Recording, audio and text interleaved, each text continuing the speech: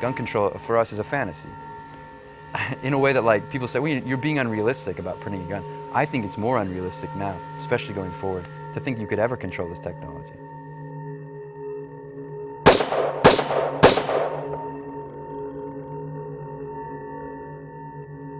"2012 was a bloody year in America, one that saw 16 mass shootings in 15 different states.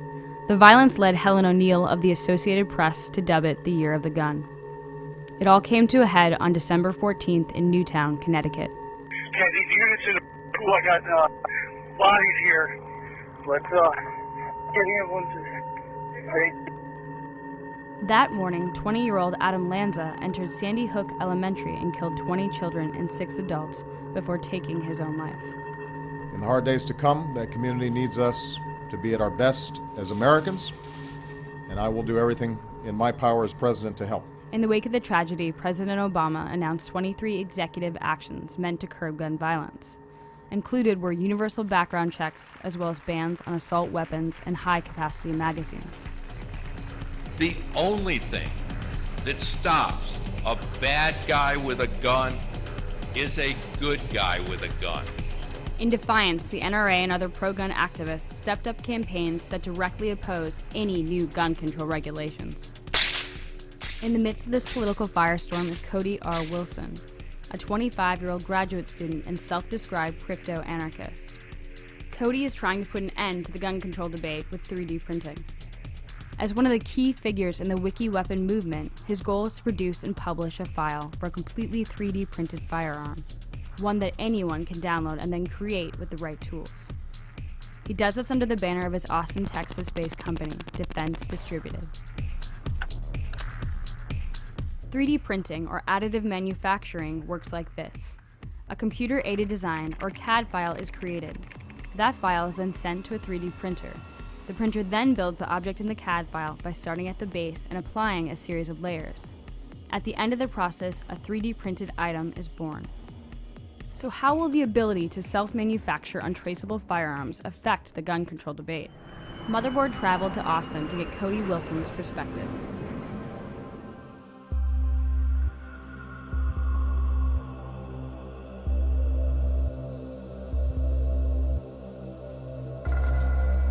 So this is my warehouse. Basically, it's a space that we've been using since August. We have a 3D printer on site, which means when you get a federal firearms license, your activity and the location are all tied together with the license. So I can't have the license and go do things somewhere else. I have to have it at a location. And this is the Object Connect printer that we've been using from the very beginning. Our very first low receiver is printed here. Hooked it up to an upper and fired it.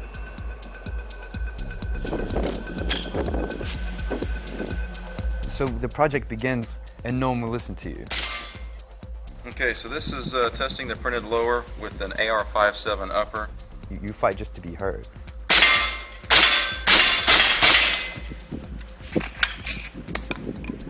You break it, and then something changes, and then you're heard. We hypothesized a gun control future, right? Even when they weren't coming for us. You said that 3 or 4 months ago. That's right. Joe Biden, this is no country for old men. We really don't think it's a stunt, man. I think the state's now making it easier for us to prove this point, whatever this permanent assault weapon ban is going to be. How's that national conversation going? Is this guy a hero or a villain? That's a good question. By Defense Distributed in Austin, Texas.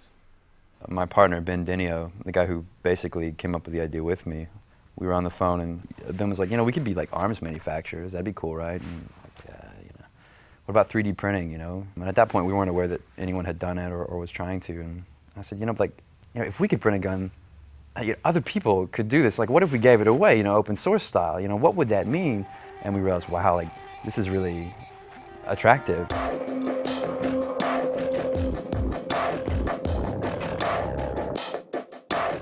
You begin with the file. Often you have it in CAD, it's parametric, you can edit it, but you say, well, you don't know how this works, so you test it in software because that's cheaper. Then you find your printer. What material does that printer use? And you say, okay, I'd like this material. Let's see what this can do. You wait 12 hours, you wait 7 hours, you might wait a day. Okay, now we have a piece. And in the case of low receivers, it's easy. I mean, it's not dangerous if it fails. Defense Distributed is currently focused on designing a durable lower receiver, which is the mechanism that houses the trigger. All of their lower receivers to this point have been designed for the highly customizable AR-15, the same type of gun used in the Sandy Hook massacre. You know, we couldn't have predicted Sandy Hook and some of these other events, but people say, you know, where do you think your project fits within this greater discussion about gun control? If we make a Second Amendment argument, it's all the way, it's to the limit. But I don't like to make it about the Second Amendment or gun control at all. It's more radical for us. Like, there are people from all over the world downloading our files, and we say, good. You know, we say, you should have access to this. You simply should. We left the warehouse and traveled across town to Cody's apartment, which doubles as Defense Distributed HQ. It is also home to his private arsenal. All the magic that the ATF loves to regulate happens right in here. So this is the firearm in commerce. None of this is serialized. You know, you can order this right through the mail. You know, if you're 12 years old, you can buy it online. You know, which I think is a thing of beauty. I like fitting the clear piece to it because you can kind of see everything inside. The only problem that this piece has is it just simply can't take some of the recoil forces. And I think we can fix that. So this is 1,080 rounds of corrosive 5.45x39. What's great right now about America is you can buy ammunition online, you know, right? And this is post Sandy Hook craze ammo, I found. Good deal. The question that I hear a lot is, well, why does anyone need, you know, an ammunition clip from more than 30 rounds, you know, or 30 rounds? Why does anyone need that? Don't you know they can do all kinds of harm with that? Why shouldn't we limit their reload times? But I think there's an error there, and I can like demonstrate it in other ways. Well, why does anyone need 2 houses? Well, why does anyone need to make more than $400,000? You hear it every day. It's just a kind of dim view of human spontaneity. Like, because we're so free, everything must be prohibited. I've only let like one other crew up here. Canada Global News, just because they're so, just like the terrorism, like they're just so terrified by it.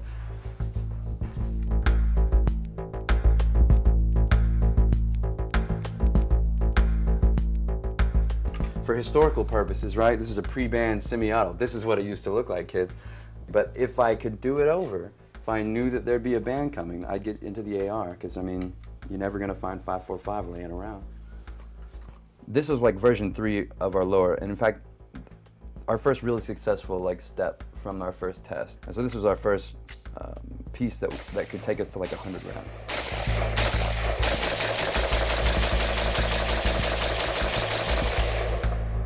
And like the design of the AR system allows this. I mean, people have carved lowers out of wood. You know, this isn't, we're not trying to say like, oh, you know, here it is. We're trying to prove a point. They're like, look, you can print this out of plastic. And just to take the New York Times point specifically, you can do this in your bedroom. You know, it's to prove this political point that, look, yeah, gun control doesn't mean what it meant in 1994. I'm Nick Bilton. I'm a columnist for the New York Times and lead writer for the New York Times Bits blog. And I cover technology and privacy and culture and the things that are changing in society as a result of those. When you first see something that's printed out in 3 dimensions, it kind of blows your mind a little bit. And so I'd always tracked this technology as I'd been a reporter at the Times. And one day I was on Thingiverse, which is a website which allows you to upload parts for 3D printers and then download them. And I came across a gun part, and I was kind of blown away. I was like, what is this thing? And the more I started to research, the more I started to find out that there was this very, very small group of people that were exploring building a 3D gun. Thingiverse.com, which is kind of like known in the hobby or the maker community to be like this repository of community information for 3D printing, it decided to take unilateral action and just remove all these gun-related files. And, you know, it seems pretty clear it was a response to Sandy Hook.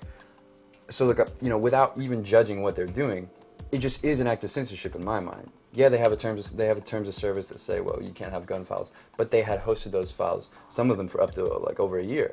But those files immediately went down, and we recognized, okay, you know, people don't know, at least in the maker community, where to go now.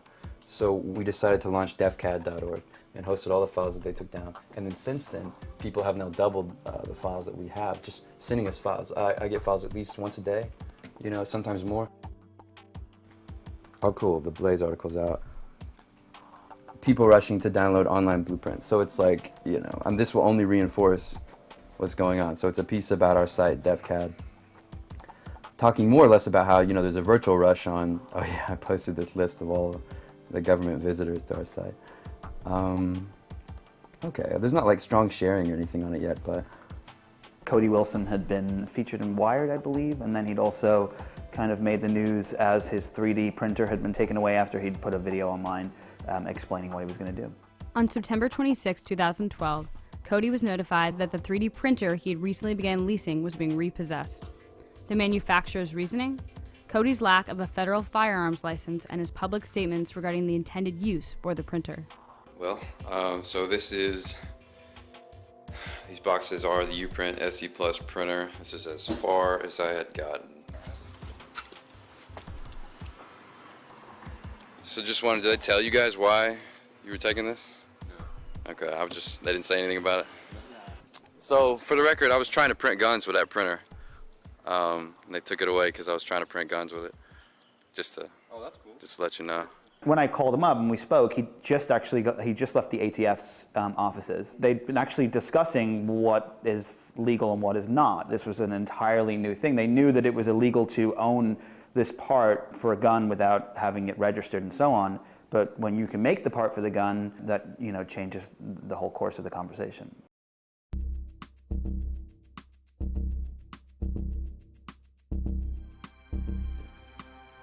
okay, that's the best way to talk about it. This whole piece, begins from an Aegis file that can be CNC milled into like a metal receiver.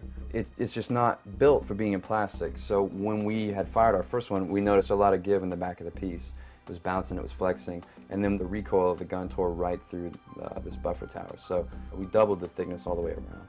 And we thought, even marginally, that improves the strength, especially in the object material we were using.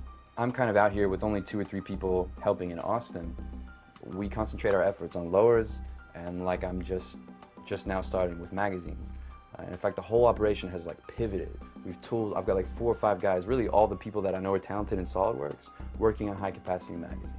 It proves the point much better than the lower receiver does. You can't ban a box and a spring. This is a Colt M16, a printed high capacity magazine.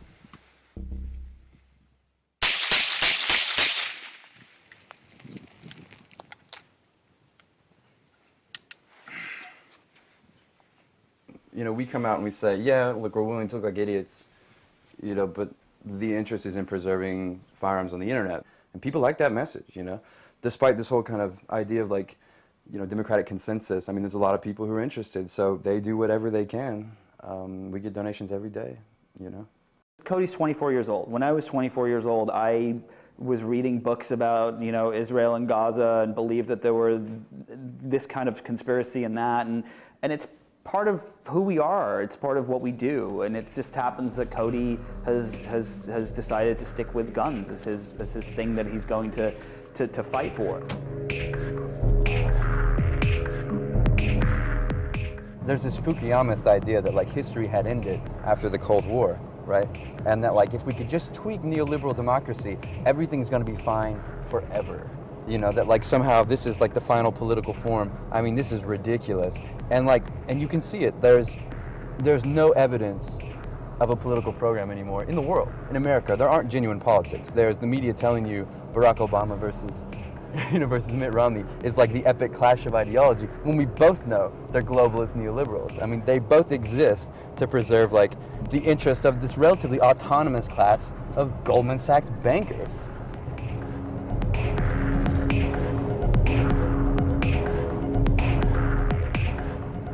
He believes that he's doing the right thing, and that he is kind of perpetuating this kind of technology and looking at what it will be. But I also think that there is definitely a part of what he's doing for attention. I got the reader email I got on that gun piece was phenomenal, and a large majority of it was, why are you giving this kid attention? It's clear that this is why he's doing it. I don't remember a lot about my exchange with Nick, but it was very matter of fact. He was why? We believe it's worth doing. The piece disappointed me a little bit. He's now felons and children and the insane, okay, blah, blah, blah, and this man wants children to have guns. I was all right, fine, take the easy road, fine, but at least he was saying, it's intentionally disruptive. That's true. The New York Times reporter sensationalizing something? No, I'm just kidding. No, what's really interesting is, so as someone who's been covering 3D printers since they were essentially becoming into the mainstream a little bit, right?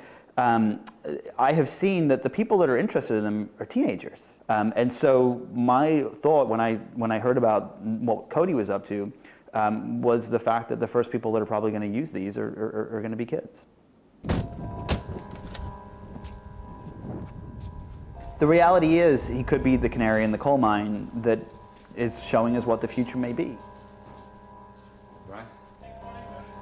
So we're at one of the service bureaus that helps us out. Basically, one of our printers north of Austin. We come here to prototype a lot of our designs. This one's good because, well, this particular printer is good because we can hop on this almost anytime we want. The volume of the machine is such that we can just kind of come in as with other pieces that are being printed.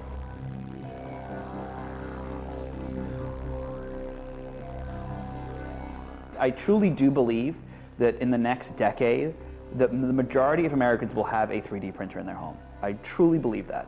They were printing out cups and plates and furniture and all these different things. And some of those people will be printing out weapons with that. And I think that that's something that we should be talking about now, not waiting until it happens a decade from now.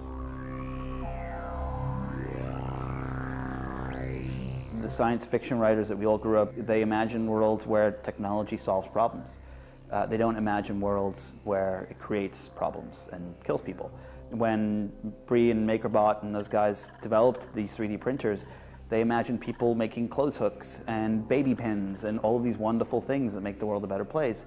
They had no concept, none of us had any concept, that these things would be used to create weapons that would kill people. You have people like Cody that come along and look at something that you think is a cute little kitten and realize that he can program it to kill people. Other people can stand on our shoulders and learn from what we've done and take it farther. We reached out to Bree Pettis, who is CEO of MakerBot and co-founder of Thingiverse, but he refused to comment on this story.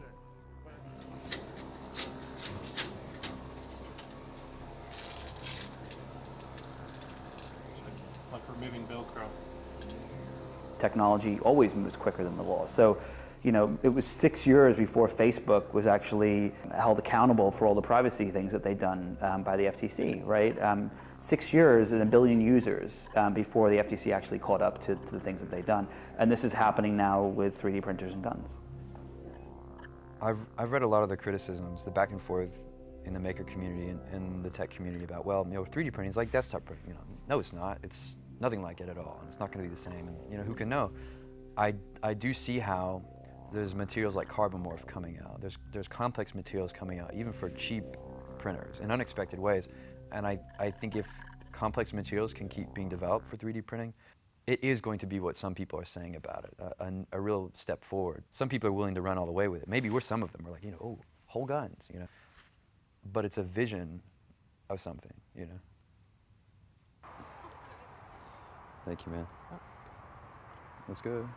So here's the piece we picked up. So this is like, I think revision, was it 3? Do you remember the file? Yeah. Stained and everything? Yep, this is a black coating on it, so. That's badass. It's not threaded? Yeah. No. We got this. I got my tap wrench to work finally after the other day.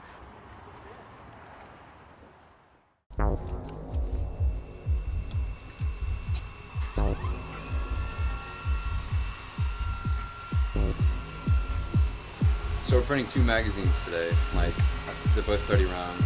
And the point is just a demonstration. So one's a USGI mag, it probably won't work very long, but one of these shells I think really will. But anything over 10 at this point proves a point. You know?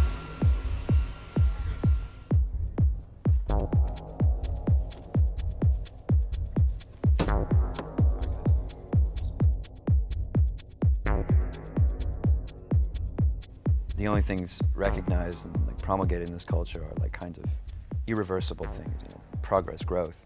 To have a symbolic gift like the printable gun does so much ideological damage and violence to these ideas. You hear these progressives talk all the time about the wrong side of history, like somehow we're going to get to some result and it's all going to be whole and good, and we say no, here's an element of reversibility and there's nothing you can do about it. It's like the intelligence and transparency of evil itself.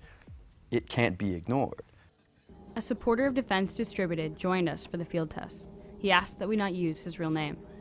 Hey, you know, Feinstein's bill, right, would regulate semi-autos harsher than fully automatic weapons. Wow. If it was to be passed today as it was proposed. You think it's all right? I see that hammer spring in there on the right. firearms are so demonized as something that's going to hurt somebody, but what a firearm actually is a tool, and it depends on how you would like to utilize it. And you can't really ban something based upon the individual intent. With all these mass killings going on, it was their intent to do that. If they really wanted to do it, they wouldn't need a firearm. They would do whatever it takes to do what they want to do. Don't tell me we're gonna get all the way out here and this isn't gonna work. But we'll make it work. Well, we're gonna need like a hammer. As Cody and his associate began fitting the lower receiver to the AR-15, they ran into an unexpected problem. The black dye that the manufacturer applied to the piece made it slightly too thick to fit with the rest of the gun. We've never worked with a dyed piece before. Let's try it, man. I like last time, I just like used the hammer and got it through regardless. So. Nah, just fine. Perfect. Maybe this paint, we'll give it like a 0.01% strength improvement. Yeah. And we'll break 100 rounds today. Sounds good. Okay.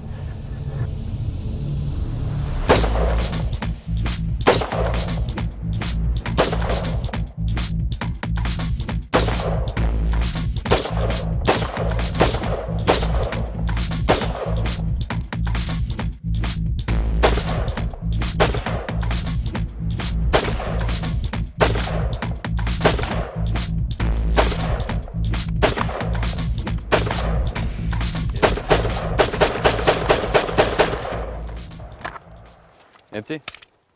Done. Oh, we broke it? Okay. I thought it'd do well. How many rounds was that?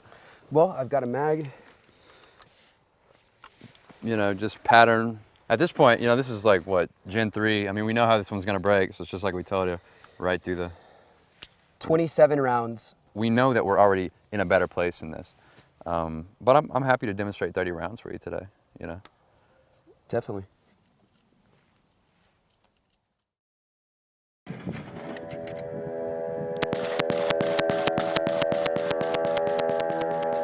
Shortly after we wrapped filming, Defense Distributed posted this video on their YouTube page. It shows the latest version of their lower receiver firing over 600 rounds without failure. When we reached out to the ATF for a comment on this story, a representative told us that there are currently no restrictions on an individual manufacturing firearms for personal use. They then directed us towards their FAQ. Then, on March 16th, Defense Distributed announced that the ATF had approved Cody Wilson's application for a federal firearms license. Cody is now able to sell the 3D printed lower receivers, but he won't. I don't think we're utopians. I think the real utopia is the idea that we can go back to the 1990s and everything will be perfect forever. All we're saying is, no, you can't. You know, now there's the internet.